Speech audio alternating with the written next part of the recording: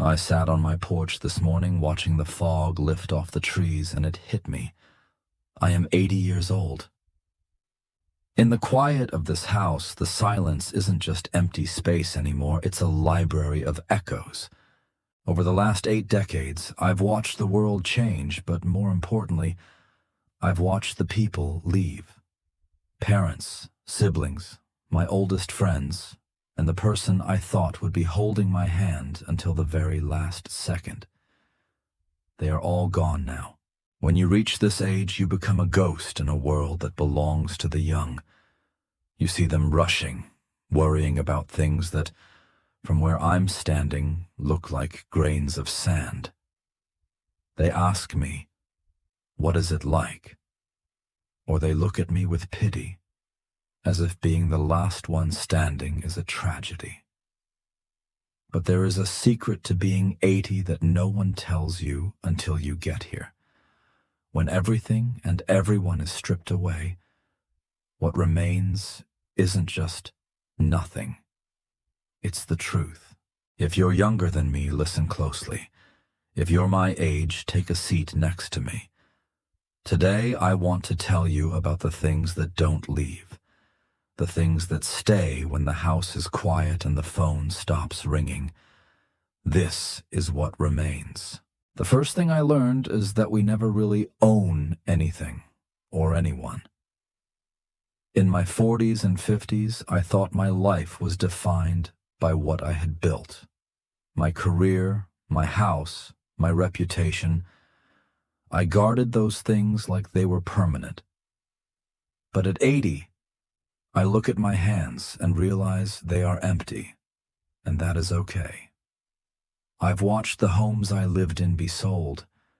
I've watched my professional legacy be forgotten by people who weren't even born when I retired. What remains isn't the trophy on the shelf.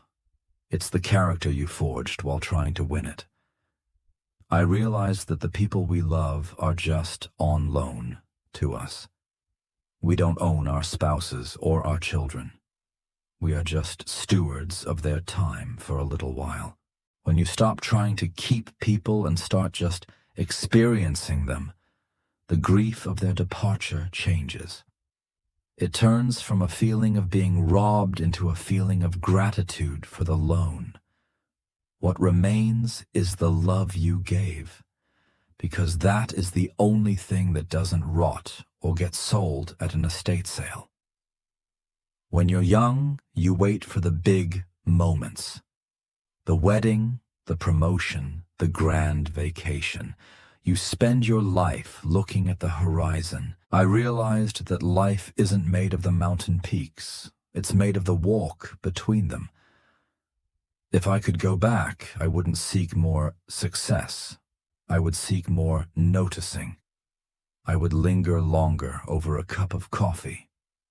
I would listen to the birds with more intent.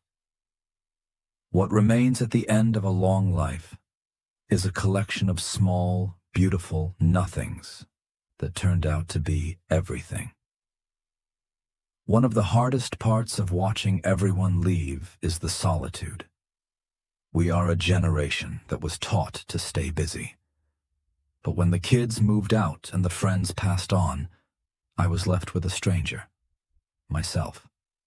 Most people spend their lives running away from themselves.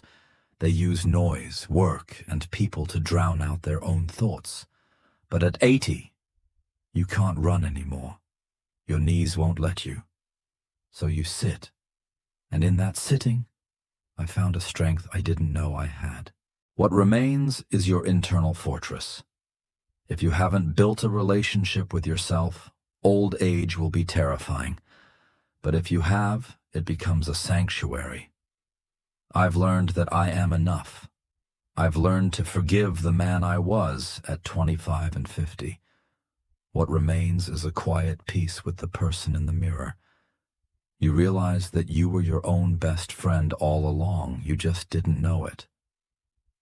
People ask me if I have regrets. Of course I do. Only a fool or a liar says they don't.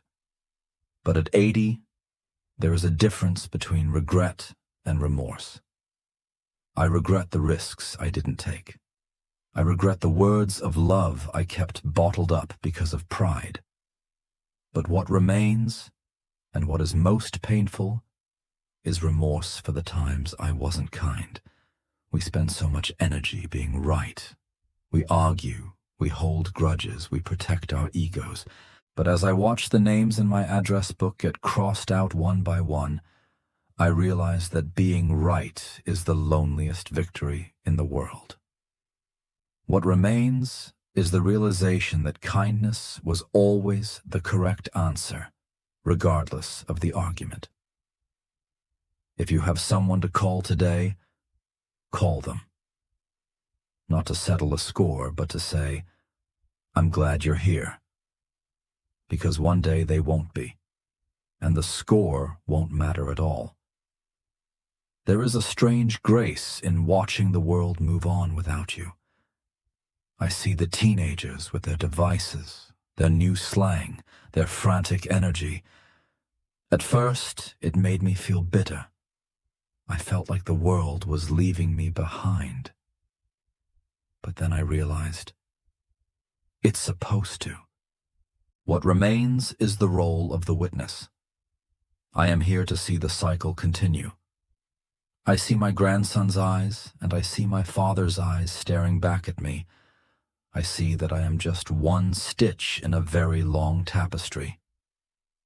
My job now isn't to lead the parade, but to cheer from the sidelines.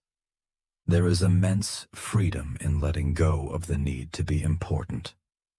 What remains is the joy of seeing life renew itself, knowing that a part of my story is woven into theirs. So what remains when everyone has left? Gratitude.